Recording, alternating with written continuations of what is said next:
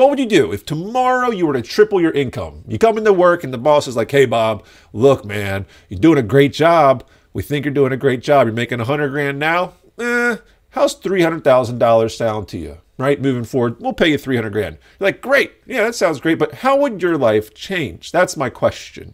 Would you pay off debt? Would you eat healthier? Would you go on the vacations? What would you do? Because here's the reality. This is the point.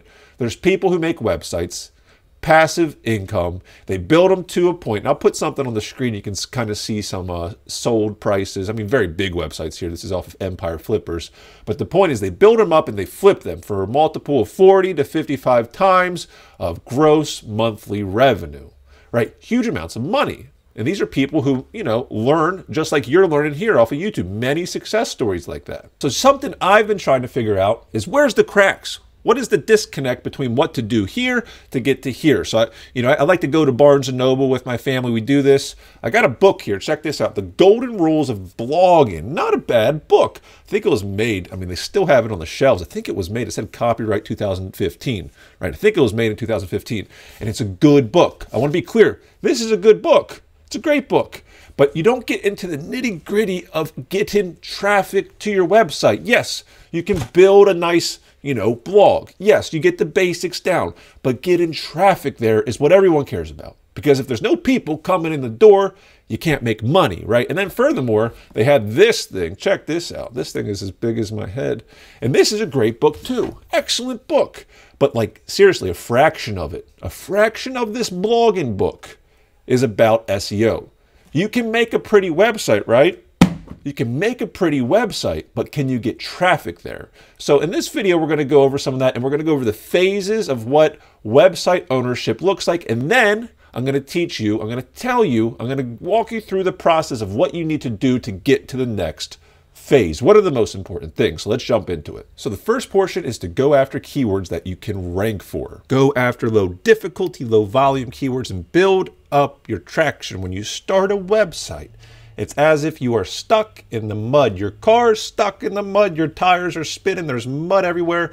You are looking for some inkling of success, because once that success comes, however it may be, a little bit of impressions, a couple click-throughs, on-page time is increasing, right? Then we move on to the next step. I have a very good video. I did it very recently. Check it out. It's on free versus paid tools. And believe it or not, some free tools are really good at finding low keyword difficulty phrases, keywords, right? I even countered it. I'm using Answer Socrates and a different one, and we counter it with Ahrefs, right? They actually work out pretty good. So check out that video. But the point is, when you start a website, you need to experiment.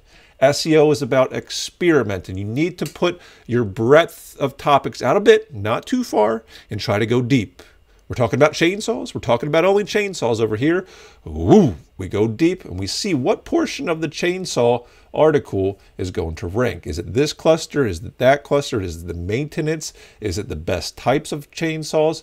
It all depends, right? It depends on how you structure your website, and then Google will give you the lead into the middle aspects of the life of a website when you start to get traction. Now, phase 2 is probably my favorite place to live. It's where my clients, they often come to me, new clients. Hey, Jess, I have a little bit of success. Can you help us reach the next level? I just love it.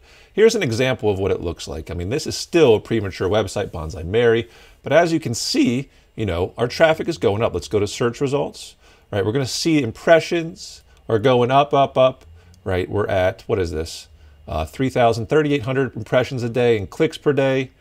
73 clicks. I mean, nothing huge, right? This is a new website for us, but we can see which pages are taken off. Tanuki Bonsai, Bougainvillea Care, and then, because you know where the traction, where Google's saying, yes, your website is the authority in this, then you start to go even deeper on these subjects. And then you look for semantically related topics, and you go to the right a little bit, to the left a little bit, and you're building out these pillars. And it's kind of like building a castle, a fortification, because if you do it right and you show success and you take little baby steps each way, then you're going to have a fortification. It's very hard for another SEO to come and topple over. That's the whole point. When you show success, you want to retain success, right? I don't want to screw this up. I want this graph to just be the beginning, right? And to get 3,000 clicks a day, no problem. But how do we do that? We see where Google has given us love, and we build out adjacent clusters. We go deep as we can on what is successful. In this case, it's Tanuki, bonsai, bougainvillea. We could have 20 articles on bougainvillea, right? Yamadori bonsai, all these things. The beginning phase of a website is to see where we're going to get traction. The middle phase is, yes, we have traction now. Let's build it out and build a fortification. And then the final phase is where the real fun begins. In phase 3 of a website's life, this is where you want to live. This is where the passive income happens. This is where you're making thousands of dollars a month passively. That's the goal. I imagine that's why a lot of people watch this channel, because they want to figure out how to do that. But what really matters, quite frankly, is phase 1 and 2. To get here and maintain here, in my opinion, is much easier. It's much easier than going through phase 1 and phase 2. So if you're having a hard time, get into phase 3, get into where your website is worth $100,000, $200,000, $300,000. That's okay. A lot of people get stuck there too, and you can get out of it. You can get out of it. You just have to put your blinders on some days, put your blinders on and focus on the hard work. And then other days, step back and see what is successful and what's not. You have to look at your website objectively to eventually get to phase 3. Objectively meaning that you have emotions tied to your website. That's okay. I get it. I get it. But you have to take a step back and say, this isn't working. This is working. I need to refine this. I need to change this. That matters a lot in business. Take a step back and take account of what is reality. Now, before I give you actionable things to get to phase 1, phase 2, phase 3, I'm going to give you some actionable things. I am. But it's very important to note that when you're in phase 3, success begets success. More success comes when you're successful. It's like a magnet.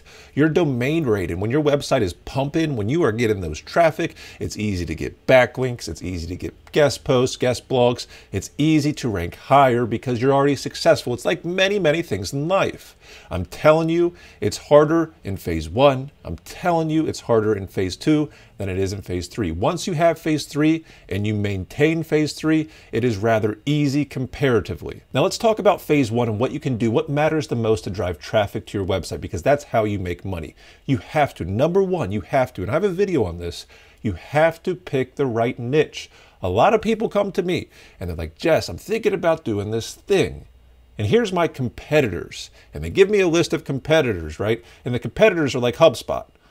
They're like Google.com. Google.com and HubSpot are not your competitors. They cannot be. They're multi-million, quadrillion, billion-dollar companies, right? You have to play in a circle that you can eventually compete in, preferably something that you can compete in immediately. So pick your niche, pick it right. And then you need to do your keyword research. A lot of this channel is devoted to keyword research because it's easy to make content now. We have tools to do that. We created the Word Galaxy tools, the quick and custom article workflows. You can spit out a 6,000 word document, article, whatever you want to call it, super easy. But what really matters is that preliminary work of keyword research. We have plenty of videos on that. If you want to go deeper, we have a masterclass. A large portion of the masterclass is devoted to very granular keyword research. Now, if you've done your keyword research well, you picked a right niche, you will get into phase 2. And phase 2 is when you have the traffic. But what can you do when you have traffic? What can you do? A lot of people, when they start a website, they do a shotgun approach and they just throw a lot of stuff up against the wall and see what sticks, right? That old saying, they just throw it against the wall. And that's okay to a degree. I get that. You're a new blogger. Even if you're a tenured blogger, sometimes we just throw it and see what Google grabs a hold of. But now it's time, okay? In phase 2, what matters is to structure. Article hubs, interlink, begin to backlink. These are the things that matter. The keyword research never ends. That's one of the highest worths of an SEO, is doing proper keyword research. And it's not living inside of Ahrefs. It's not living inside of these SEO tools. It's doing actual ideation in your head to figure out how to serve the client better. That's what keyword research is. The tools are just auxiliary. They help us with that process. But when you're in phase 2, what matters is you continue to do the keyword research, but then you start to visualize and structure your website via internal links, and then you start to bolster it with backlinks, and then you have something that actually has real, immovable traffic and traction. If a competitor comes along and they want to push you aside, well, we've already anticipated that, and you should anticipate that. because that's going to happen. It's so easy for SEOs to create content now, and they know the tools and they know the ways, and they can do keyword research really quick and really easily, right? You have to start to strengthen your website with internal links and structure. Now, I want to tell you a secret of SEO. There's the noobs, right? The newbies, the people who are new at the space, and the people who've been doing it a long time. The newbies always try to do something new, right? They always try to do something new. They're trying to figure out something new, something cool. I want this shiny object, shiny object. And the veterans, they just do the things that work. We just do them. Sometimes it's boring. Sometimes it's very boring to do a blanket template, right? I describe in the masterclass a template technique that works really well, and it's kind of boring. But if it works, it's explosive and it's insane. While everyone else is over here working with this, that, another, it's like, no, don't change it up a million times. Once you find traction, drive as hard as you can. I call it turning the screw. Just turn the screw as hard as you can on this topic, whatever it may be, right? Figure out where your website's getting traffic and build it out. Now, once you reached phase 3, the actionable items look like this. It's called scalability. Right? Scale the thing, hire people for the things, because if it's truly passive income you're after, you can't be doing the daily things. Your website's making $5,000 a month. Okay, carve off $1,000 of that and have someone somehow operate the website. Does that look like they interface with ChatGPT if you're doing AI content? Does that look like they're monitoring GSC and GA? What does it look like? Because a business that is passive, you don't have to input hardly at all. I mean, I've had many businesses. A lot of them are pseudo-passive. There's no true 100 million% passive, aside from, I guess, like a rental property. If you let someone else manage it, right? Even then, you're going to get calls, right? So there's no true passive, right? There's always going to be input from the owner. I get that. But think about it. If you're making $5,000, $10,000, $15,000 a month on a website, do you want to be tinkering with that thing? Is it worth it? Is it worth it to you? Maybe you love it. Maybe you've come to love phase 1 and phase 2, and you're here, you made it, congratulations, and you want to go for it, right? You want to rake in the money even higher, and then you want to sell it. Because when you sell a website, right, it's multiples of your monthly gross revenue, a factor between 30 and 50. If you're making $1,000 a month, the website is worth $30,000 to potentially $50,000. That's kind of what the market is right now. It depends on the niche. Right? If you have a niche in basket weaving, no knock in basket weaving, but it's not going to command a high price. It just isn't. Right? But if you have a niche in, say, crypto, tech, finance, these things, they fetch a high price because there's money to be made. I call it the intersection of money. Find the intersection of money. If in the phase 1, the ideation, when you're picking a niche, if you could do that, right, and do it well and find a crack within those things that you know you can compete in, it's very hard to do because all the money is there. Right? But the reason why people build out those websites is because when they go to sell them, or even when they go to monetize them via display ads or affiliate or different product offerings, right? The money is there. They make a lot of money. But the point is, phase 3, you scale that sucker. You scale it. You scale it so you don't have to be in the business, right? You're not working in the business. You're working on the business. Take a step back. There you have it, the 3 phases and what you can expect. It's a different life phase for each one, right? This channel is dedicated to phase 1 and phase 2 because most people get trapped. Most people, quite frankly, get trapped in phase 1 and they can't get out because their keyword research is totally off. In fact, a lot of people just pick the wrong niche. There's just no hope. If I were to, I mean, look at Bopple. You can go back in the channel and go to bopple.com. Right? You'll see it. Not good. It says not good on the thumbnail, right? I was getting cocky. I was using ChatGPT. I'm like, I can do 200 articles in a month, whatever. I'll do 1,000 in a year and I'll overcome a very highly competitive insurance niche. It doesn't matter, right? Picked the wrong niche, did a few wrong things, never got out of phase 1, and the thing is still floundering, right? You have to pick the right niche. Then you have to do proper keyword research to boost into phase 2 to actually get some traffic. Right? And when you're in that, it gets easier. I promise it gets easier. Each phase gets easier. And it gets more fun, I think, too. Anyways, if you like this video, please subscribe. Say something cool in the comments. Let's see if the algorithm loves comments. Do they love thumbs up? Sharing the, share it with your friend. Share the video with your friend. If you want to check out the masterclass, I have a link in the description.